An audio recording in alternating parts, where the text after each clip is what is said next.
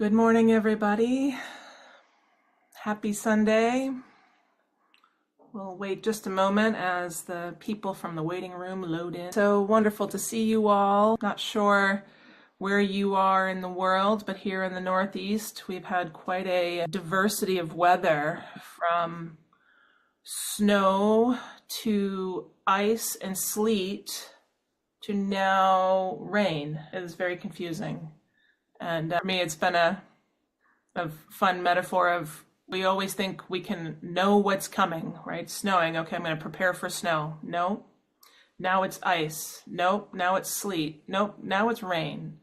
And it's a reminder to me of how much I'm always seeking to know and always seeking to rid myself of uncertainty, including the weather. So unfortunately, unless you have some magical powers, none of us can know.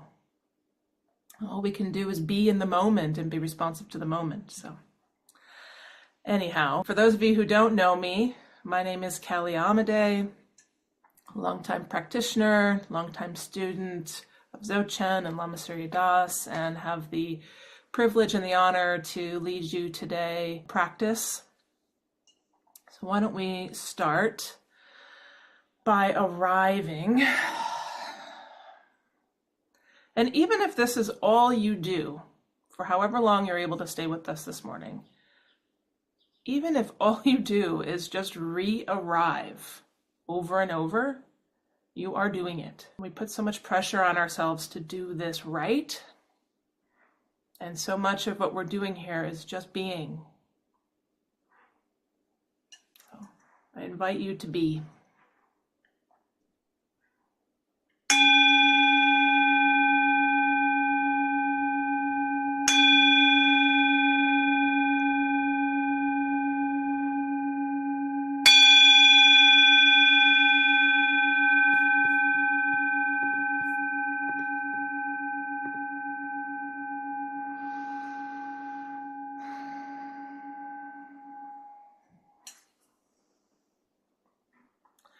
I bow to the Buddha in your seat.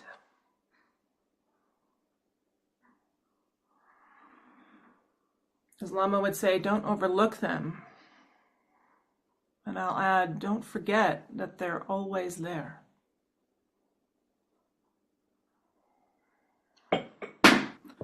Our Buddha nature never leaves us.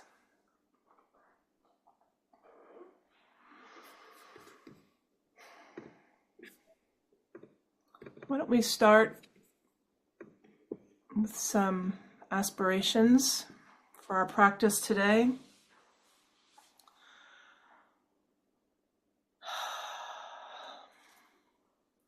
Do the 4 immeasurable aspirations.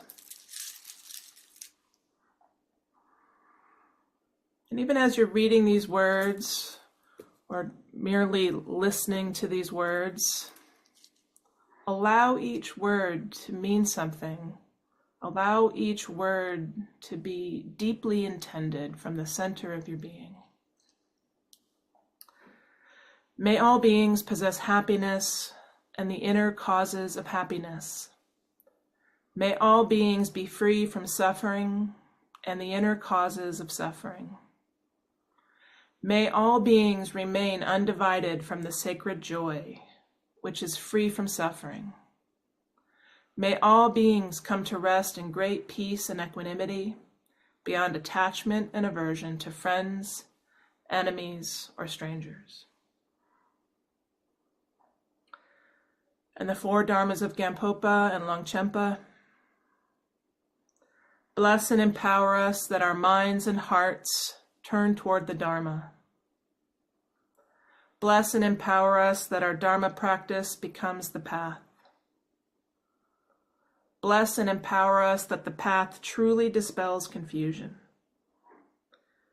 Bless and empower us that confusion itself dawns as primordial awareness.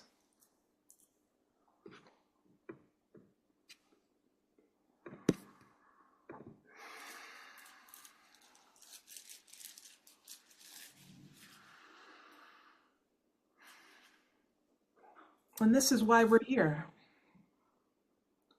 Right? The essence of why we're here for confusion to dawn as awareness,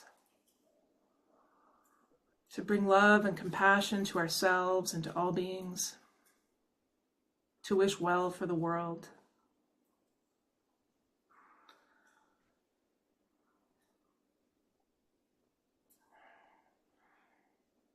And at our basic biological level, we are conditioned beings. And for those of you who've been here before, you hear me talk about this a lot. And I like it as an essential reminder of two things. One is, it's not our fault in a way, the reflexive, reactive way that you show up in the world that you sometimes regret. It's part of being human. It's part of our wiring. It's part of our conditioning. We're conditioned from birth. We're conditioned from our parents, our environment. And depending on your belief, I believe that we're also conditioned as we come into this world, right? We come in sort of preconditioned as humans. So it's our thoughts, our beliefs, and our ways of being in the world that come with this baggage. And we don't have to look at this baggage as a problem necessarily. It's this conditioning is here for us to work with. And the beauty of this practice, the beauty of this wisdom contemplative tradition, is it provides us the space and the opportunity to cultivate the awareness to understand our conditioning, to understand our way of being. And let's say not even understand, but to see it, to witness it, to become aware of it, to know what we're working with. The Tibetan word for meditation is gom. And what it means is getting used to, getting to know. Right? So what meditation isn't a thing. It's a way of cultivating awareness. It's a way of getting used to our being, our thoughts, our feelings, our bodies, our awareness, and the world around us. And as we cultivate our practice and we get to know ourselves and our minds and our conditioning, it's a way of getting used to softening, opening, being with, rather than resisting, rather than being against something or being unaware of a way of being. It's being with. And the more that we can soften and open and find this natural, infinite expansiveness, there's space for everything. There's space for all of the experiences. And we can see where we get hooked. And we can see where we turn away from ourselves, where we turn away from others, where we contract, where we resist. And as we continue to practice and we are able to cultivate the awareness of this infinite space around us that has room for it all, the difficulty, the anxiety, the thoughts, the sensations, things begin to soften. And there's more room for loving kindness, more room for compassion. What I love about this tradition and about this practice is that it is contemplative. It's a spiritual seeking. And it begins with seeking inside oneself, seeking to know ourselves as well as we can, seeking to uncover our innate wisdom and our innate love. I like to think of it as a practice of being a lamp unto ourselves. so that we can then be out in the world and be a lamp unto others, be a warm, loving, grounded center of compassion.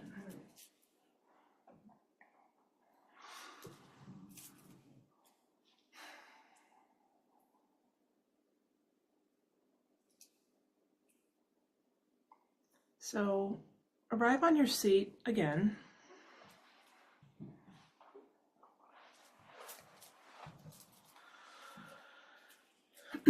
And let's start with becoming aware of our body, our physical body.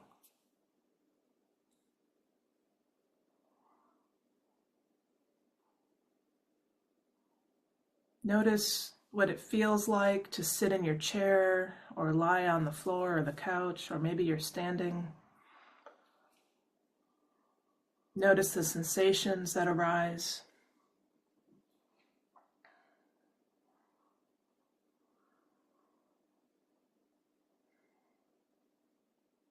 Notice the quality of your breath, the quality of your physical being. Is it open? Is it relaxed? Perhaps there are some areas that are contracted and more closed. And as you find those spaces that are more contracted, gently turn your attention to that space and bring a gentle breath to it.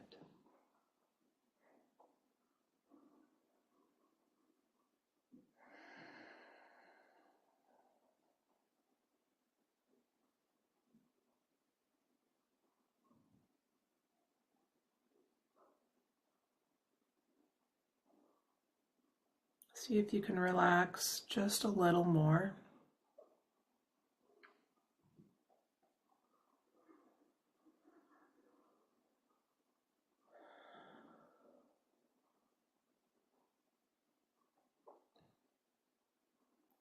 As you see, as we are looking to cultivate an openness and an awareness, it's really difficult to do it from a closed and contracted place. When you think about things that close and contract, the lens tightens, the aperture gets smaller. But the more you can open and relax, the more space there is available to you, the more you can see, the more you can become aware of. So even in our physical body, whether it's your chest or your throat, or maybe it's your stomach, it's all part of the experience of opening to what is.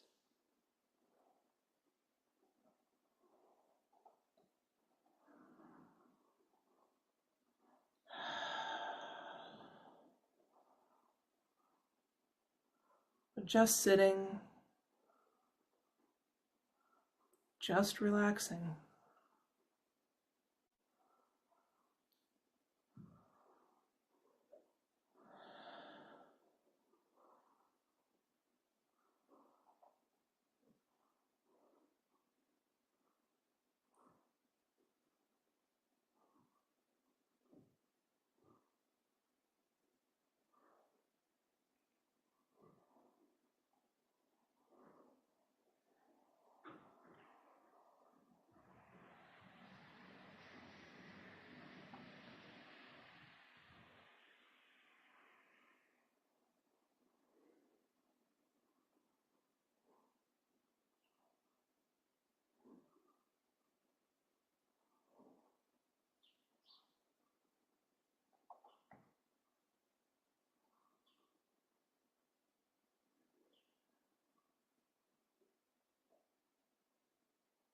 Sort of like a newborn baby who's just looking around at the world, taking it all in, not doing anything with it. What's happening? What's that light? What's that sensation? An openness and a curiosity without a grasping or a clinging.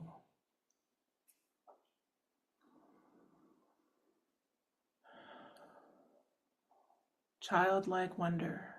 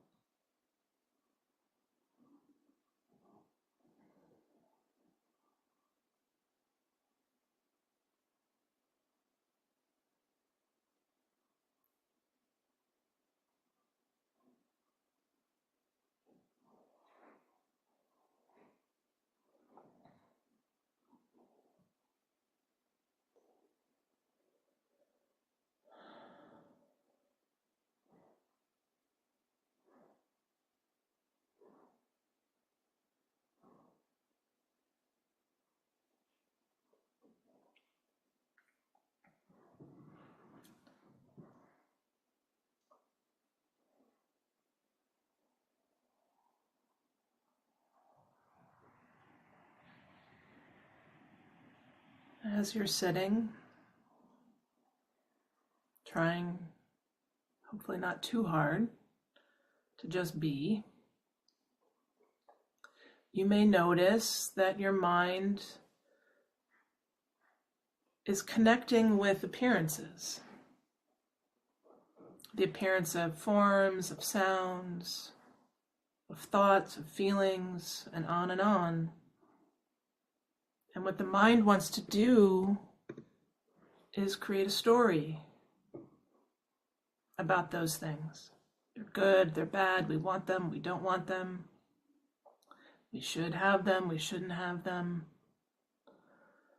And we begin to make assumptions based on how things appear, how they feel, how they sound.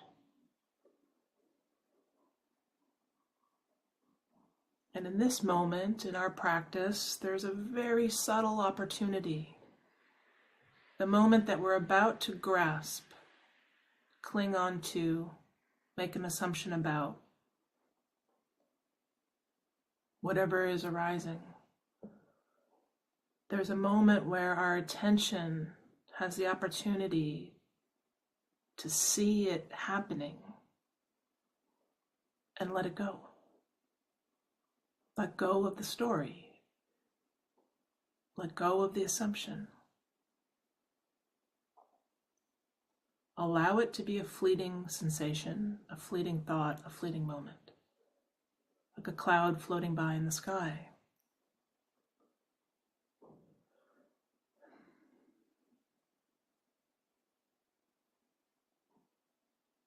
That thought, that feeling is empty just like that cloud.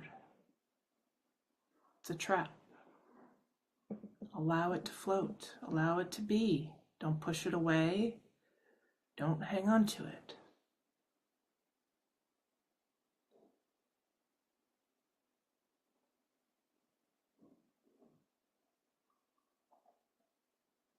Don't criticize yourself for holding on to it or pushing it away. Just notice. Look at that. Look at the way my mind wants to work with what is naturally arising. Thank you. Thank you so much. I don't need you to do that right now. Let your intellect take a break.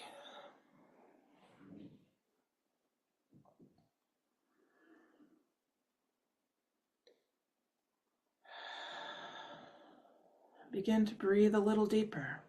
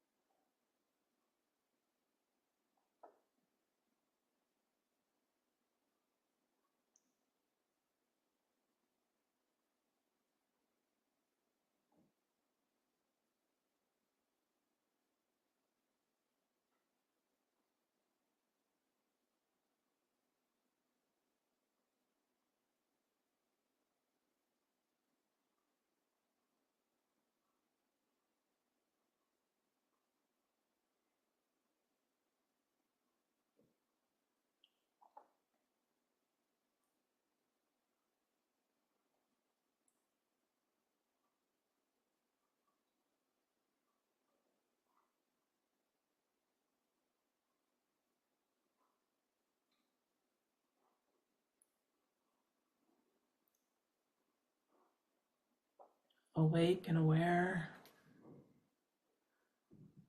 attentive, while also relaxed and open.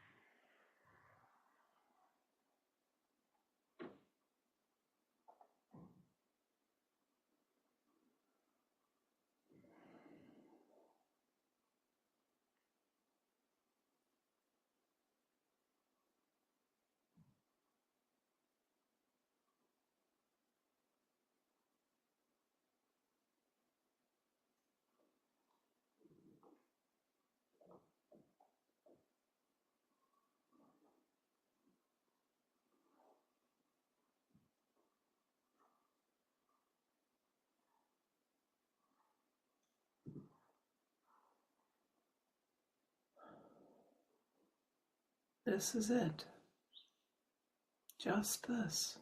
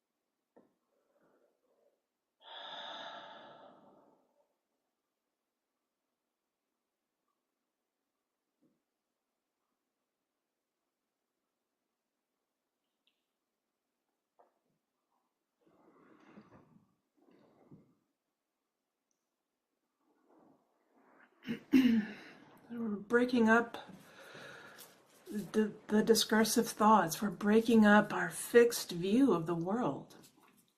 Rolling Condro says our practice allows us to break up the built-up sediments of deluded perception.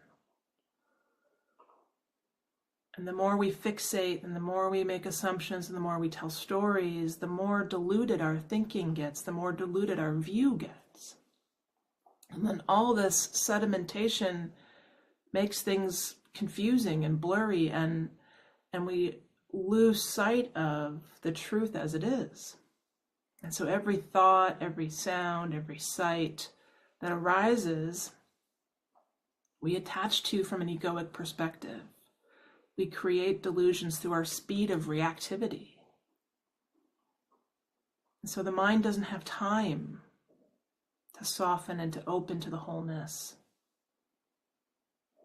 to let that sediment settle, to let what arises arise and let it settle on its own, without interfering, without judging, without assigning meaning.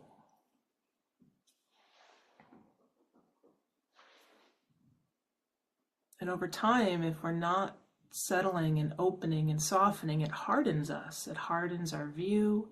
It hardens our heart. It closes us off to ourselves and to the world because we're in survival mode. We're reacting. this is right, this is wrong, this person is right, this person is wrong. And we're seeking a intense amount of comfort and safety. But in doing so, we're creating anxiety and fear. So again, this practice is a practice of being with, of getting to know ourselves, of undoing our habit of overdoing, undoing our habit of assuming. And one definition of samsara is perpetual wandering, right? Perpetual wandering and reactivity. So as we seek to keep practicing being a lamp unto ourselves, meditating, praying, whatever it is that works for you, we're finding stillness so that the profound illumination, the awakening that's right there, it's so close we can't see it, has space to show itself.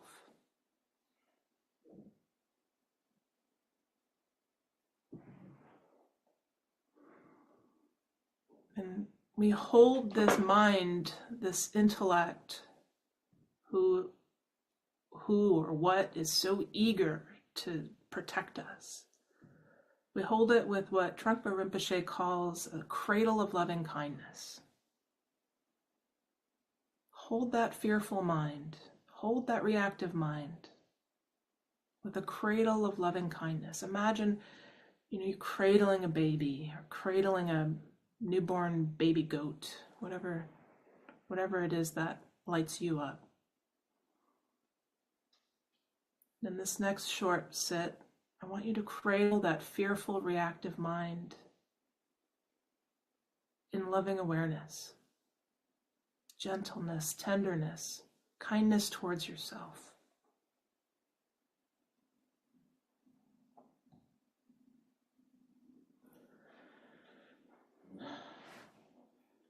So sit again, readjust. That cradle of loving kindness might mean allowing yourself to stretch, allowing yourself to find a more comfortable position so that you can be, so that you can relax. Relax into your breath, relax into your body. One slow, deep breath at a time. Breathing in, fill your lungs fully, fill your heart till it can't expand anymore. And then exhale and relax. Let it all go.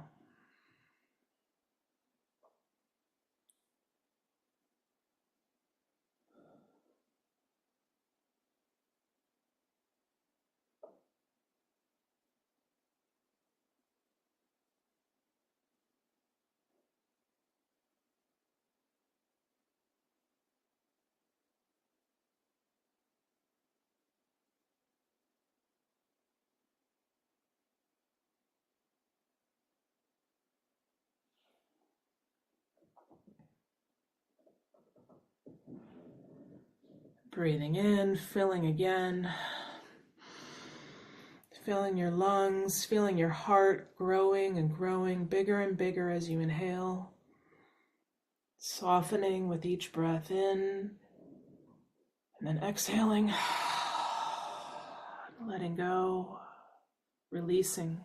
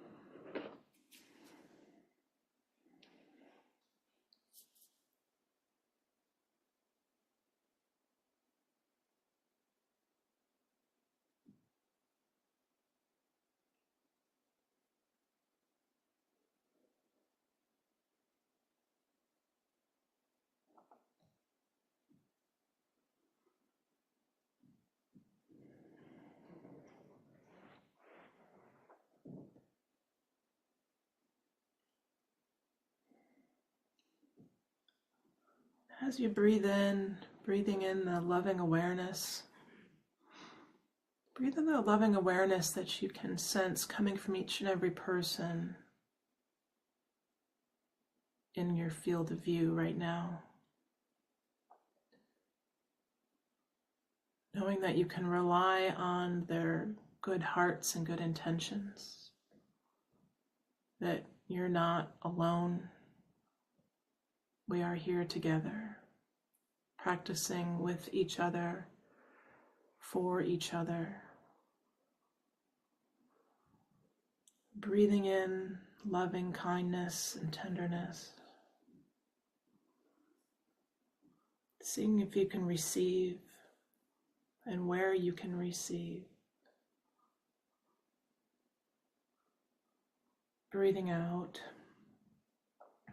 loving kindness and compassion.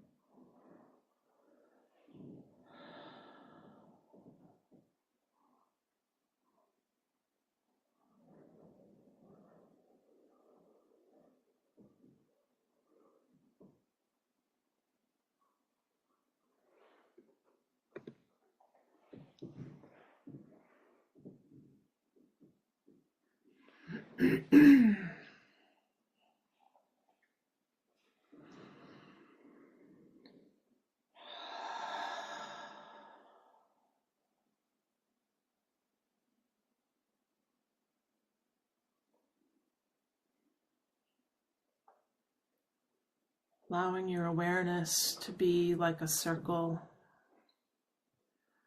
whose center is everywhere and circumference is nowhere. Limitless, expansive, infusing love and wisdom.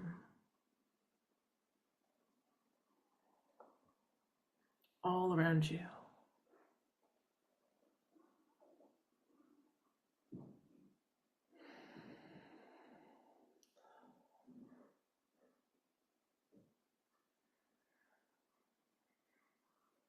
allowing your true nature to show itself.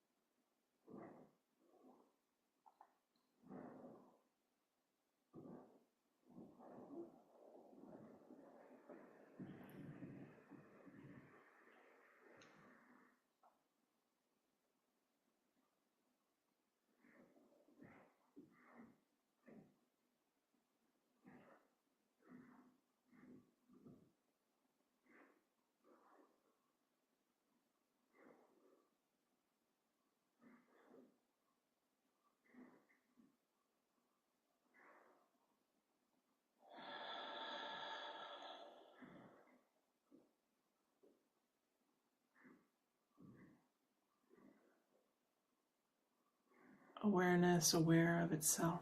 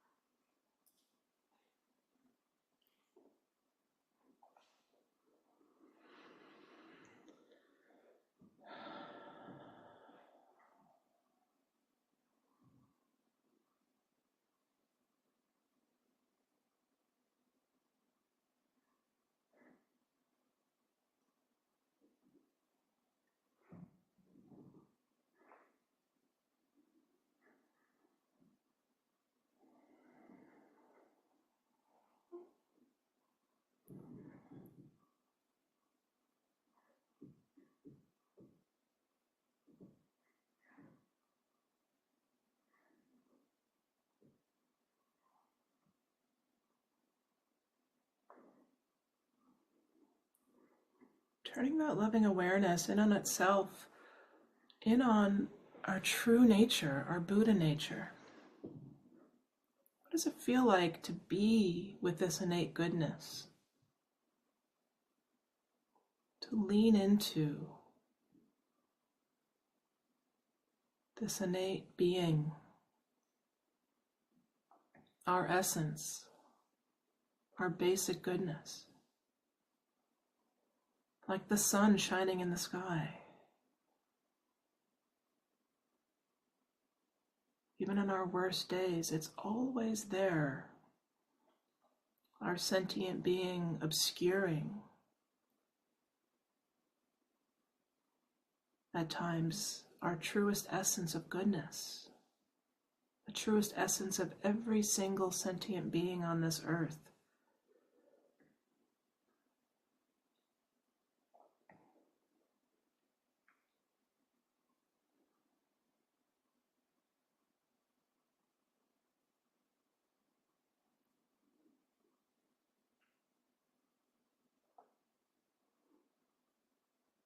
Using that beam of light, using that innate expression, that innate essence, to shine the light on what is true. What can we know is true?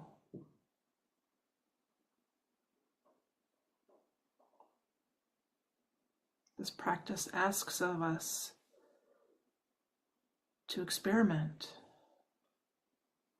to ask the questions.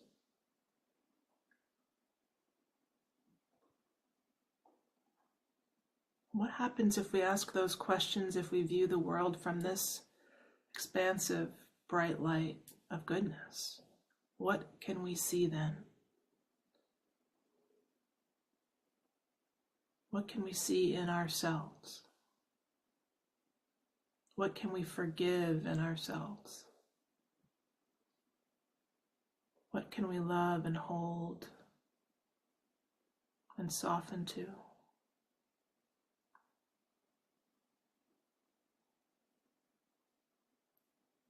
In order to be more of that in the world.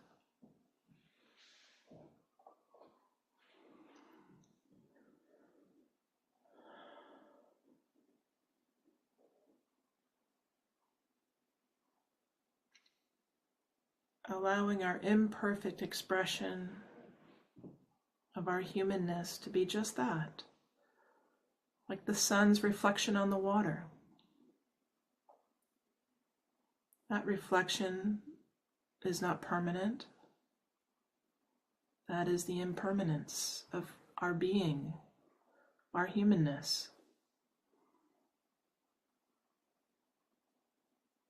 But the sun doesn't rely on the reflection. The sun is it. We are it. Sometimes we get confused.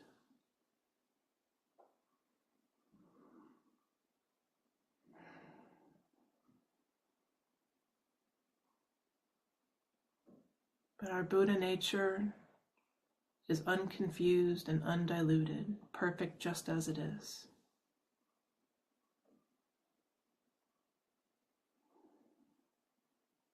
We can rely on it.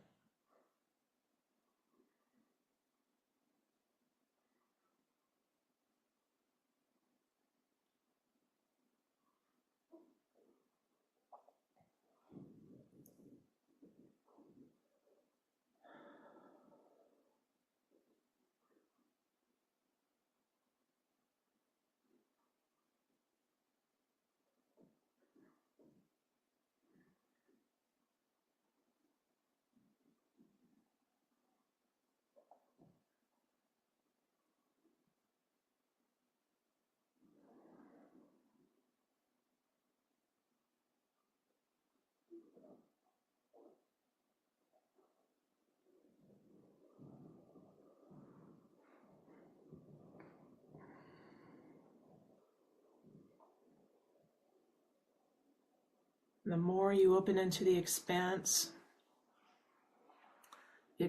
of limitless awareness, more space there is for all that arises to come and go on its own, more easily, more naturally.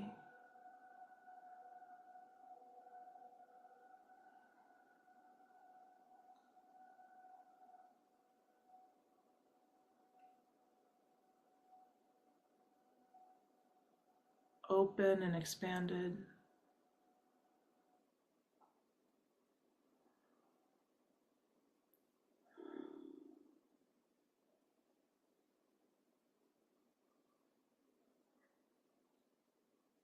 Just like the darkness of night cannot conceal the rising sun, pain and suffering that we experience cannot conceal the radiance of our natural perfection, of our truest nature.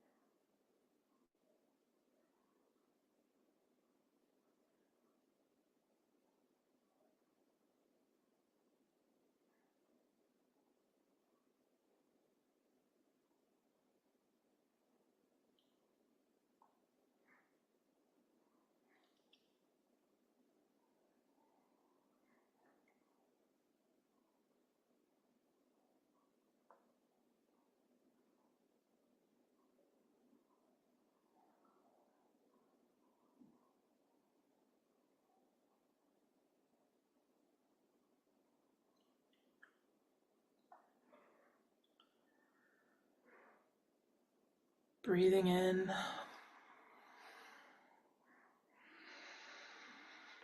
Allowing the natural mind, Rigpa, our intrinsically beautiful, buoyant, and free, tranquil, pure natural being. Rigpa is that which existed before we saw ourself as a self, before we perceived others, before we started to think of others as the source of our pleasure or our pain.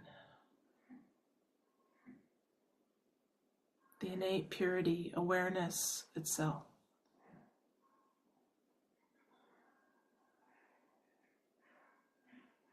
I encourage you to take this practice out into the world today and each day with an openness and a softness and a curiosity, a willingness to be able to question, is it true?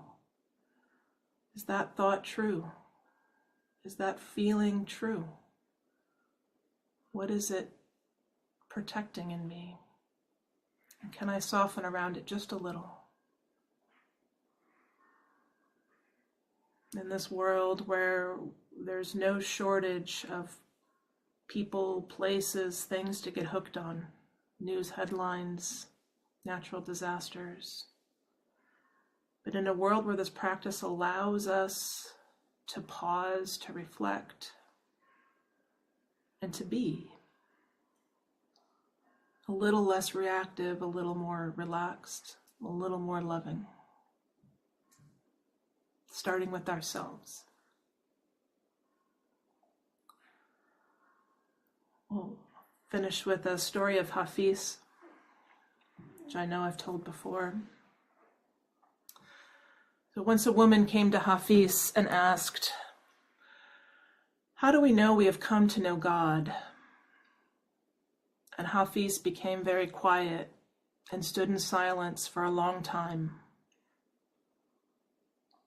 And then lovingly, Hafiz looked into the young woman's eyes and said, "My dear, they have dropped the knife. The person who knows God most so often used upon their tender self as well as others." So I encourage you to drop the knife, and I commit to practicing that myself. I am hard on myself, and I know that hardness on myself can only extend to others. So the more I soften to me, the more I can soften to others. So let's close with some prayers and then see if there's any sharing.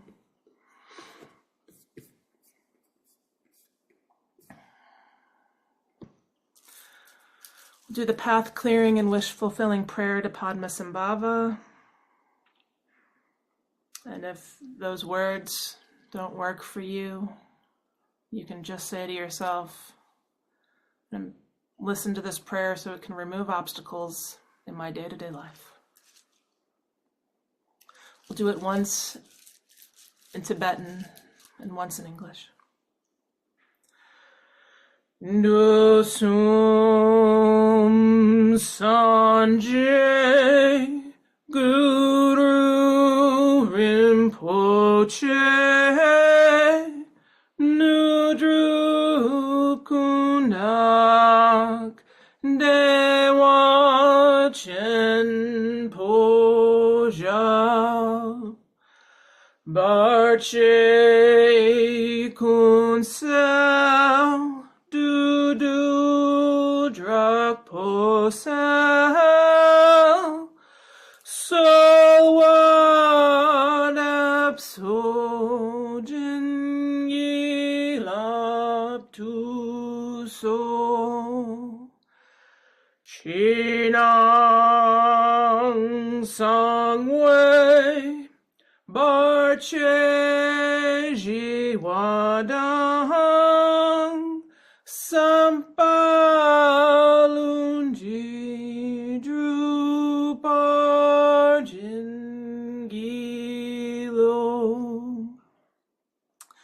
Precious guide, one with all the Buddhas of the three times, blissful presence and source of all spiritual accomplishments, fierce destroyer of illusion who dispels every obstruction, we pray to you for blessing, inspiration, and realization. Please remove all outer, inner, and secret obstacles and spontaneously fulfill our aspirations. And we will close with the dedication of merit to universal enlightenment, and just in English.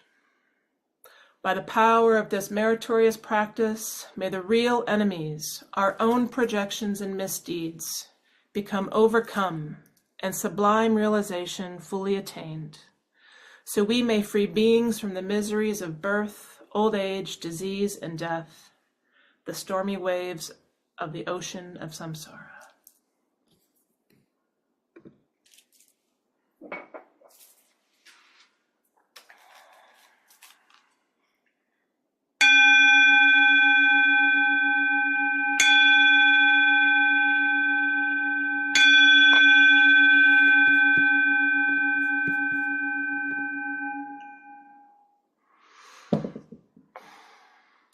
Sending love to all of you. So much gratitude for you and your presence and your practice. So much gratitude to Lama Surya Das and all of the lineage holders for bringing this beautiful practice to us. May this day and this week bring you some ease. Love to you all. We'll see you next week. I'll be teaching again next week. So hope to see you there.